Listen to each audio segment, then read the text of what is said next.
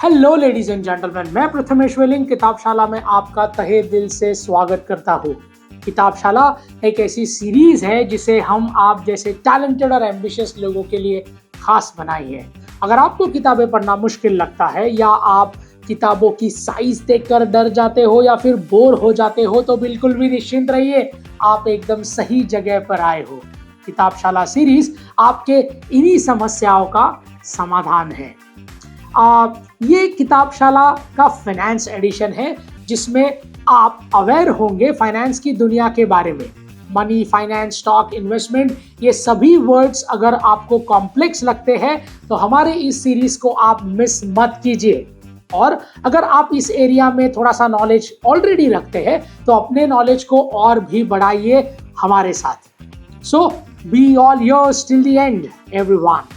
आज के एपिसोड में हम बात करेंगे किताब the richest man in Babylon के बारे में और जानेंगे 7 core life lessons under 7 minutes. यानी कि आपको ये एपिसोड सुनने के बाद इस किताब का पूरा सारांश मिल जाएगा। चलिए फिर शुरू करते हैं आज का एपिसोड, लेकिन रुकिए उसके पहले हमारे चैनल को सब्सक्राइब कीजिए और बेल आइकन प्रेस करना ना भूलें ताकि हमारे वीडियोस की अपडेट आप तक लगातार पहुंचती रहे। एक्साइटेड? तो चलिए शुरू करते हैं। लेखक जॉर्ज एस क्लेसॉन की एक टाइमलेस मास्टरपीस है richest man in the Babylon, जो पर्सनल फाइनेंस के एरिया में बनी है। इस किताब में कई स्टोरीज है जो एंशिएंट बेबीलोन में सेट हैं और हमें पैसा जमा करना और फाइनेंस का ज्ञान इकट्ठा करने की सीख देती है। एक और इम्पोर्टेंट लेसन है जो आपको अपनी सीमा में रहने और फालतू के खर्चों के बीच का फर्क समझाती है। इसे आप सेविंग और इन्वेस्टमेंट के लिए कलेक्शन कर पाएंगे, लेकिन सही निर्णय लेने के लिए जरूरी है कि आप फाइनेंशियल टॉपिक्स और इश्यूज को लेकर एजुकेटेड हो जाए। ये भी जरूरी है कि आप अपने फ्यूचर इनकम सोर्स के बारे में सोचें, जैसे कोई रेंटल प्रॉपर्टी या फिर कोई पैसिव इनकम सोर्स। ये बुक जल्दी पैसे कमाने वाले स्कीम्स के खिलाफ है और सस्टेनेबल ग्रोथ में सपोर्ट में बात करती है। इस बुक के ये सभी प्रिंसिपल्स आज भी उतने ही एप्लीकेबल है क्योंकि इनकी नींव डिसिप्लिन, लॉन्ग टर्म प्लानिंग और सही निर्णय पर आधारित है। तो चलिए जानते हैं कि किताब में 7 लेसन्स क्या है। लेसन नंबर 1, अपने पैसे को मल्टीप्लाई करिए। Make your money multiply. इस कॉन्सेप्ट से ये बुक आपको ज्यादा पैसे कमाने के लिए अपने बचत को, सेविंग्स को एफिशिएंटली मैनेज करने के लिए प्रोत्साहित करती है।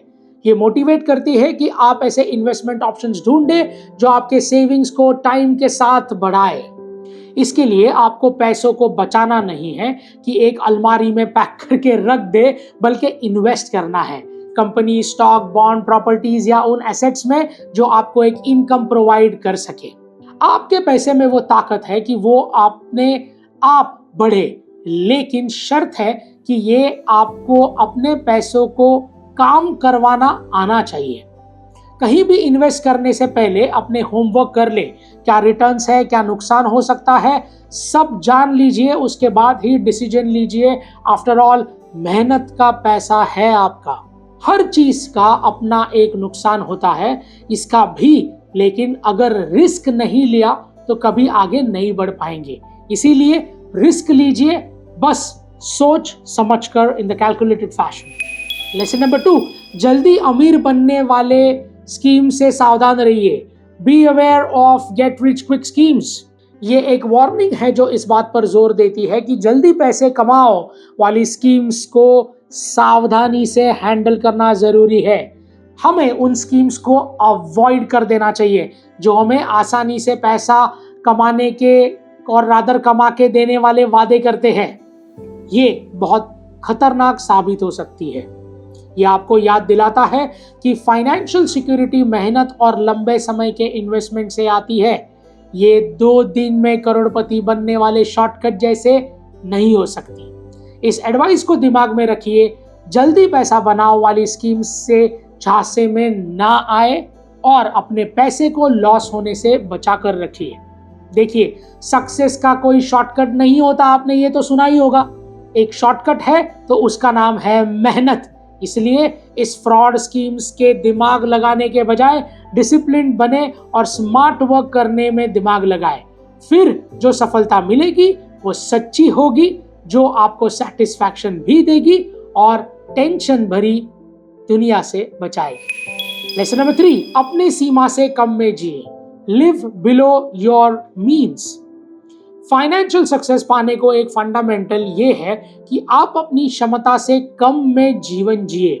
मतलब जितना कमाए उससे कम खर्चा कीजिए, जिससे आप बचे हुए अमाउंट को सेव और इन्वेस्ट कर पाएंगे। ऐसा करने से आप उधारी के जाल में से बचेंगे और एक सिक्योर फाइनेंशियल फ्यूचर बना पाएंगे। ये अप्रोच ना सिर्फ आपको समय के साथ एक्स्ट्रा पैसे देगा, बल्कि अनएक्सपेक्टेड खर्चों के लिए आपको तैयार रखेगा।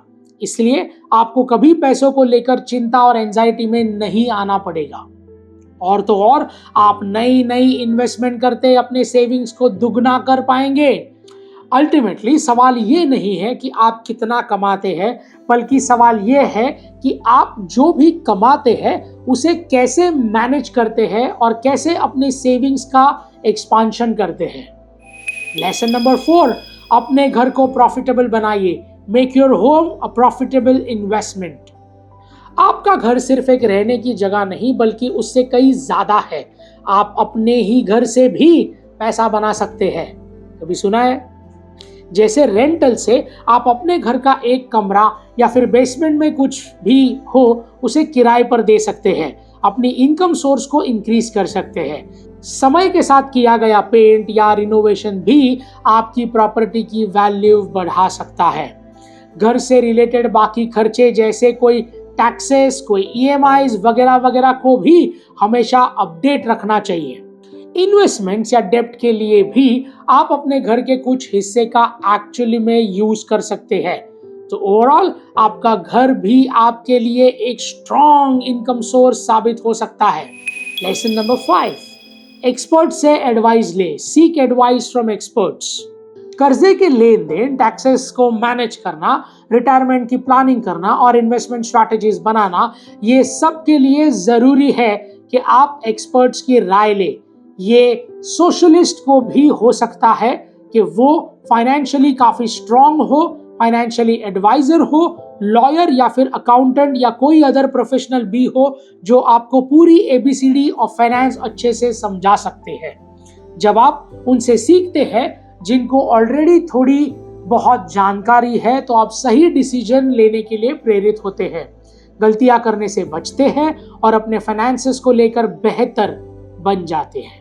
ये जरूरी नहीं है कि जो एडवाइजर है उसे सब आता हो, या हो सकता है कि किसी एक्सपर्ट से सीखा हुआ हो, क्योंकि फाइनेंशियल लर्निंग के दुनिया में इतनी बड़ी है कि किसी को भी सब पता नहीं हो सकता। इसीलिए बस हमेशा अपने कान खुले रखने चाहिए और जहां से भी ज्ञान मिले फाइनेंस का, वहां से बटोर ले लेना चाहिए। Lesson number 6, guard your treasure against getting lost. ये आइडिया इस बात पर जोर देती है कि आप अपने फाइनेंसेस का ध्यान रखें। अगर कोई इन्वेस्टमेंट की है तो उसके रिटर्न्स भी चेक करें, बैंक अकाउंट पर नजर रखिए और अपने बाकी एसेट्स, पेपर वर्क एक्सेट्रा को संभाल के कीजिए। पर हमेशा ध्यान रखने की ये सब प्रोटेक्टेड है।